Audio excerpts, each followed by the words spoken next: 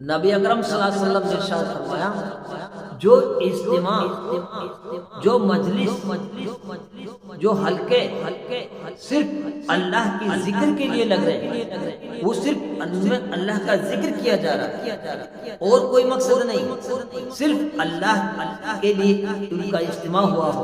یعنی جڑے ہوں اور اللہ کا ذکر کیا ہو، رسول اللہ صلی اللہ علیہ وسلم کا ذکر کیا ہو،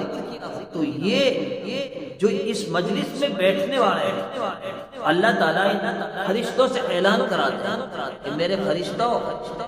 کہو ان سے کہ ہم نے تم سب کو بخش دیا۔ اس کے بالمقابل جو اجتماع،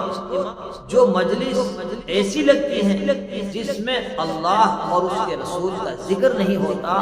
تو وہ مجلس کل قیامت کے دن افسوس کے ساتھ پچھتائیں گی، افسوس کے ساتھ اٹھیں گی اور ہائے وہ وقت خراب، وہ وقت ضائع ہو گیا جس وقت میں رسول اللہ صلی اللہ علیہ وسلم اور اللہ کے ذکر کو نہیں کیا۔ یہ وقت یہ اٹھنا بیٹھنا سب ضائع ہو گیا۔ اس لیے ہم سب جب ہم کوئی مجلس سے کہیں پر بیٹھیں، اٹھیں تو وہاں مجلس کی دعا وہ ہم ضرور پڑھیں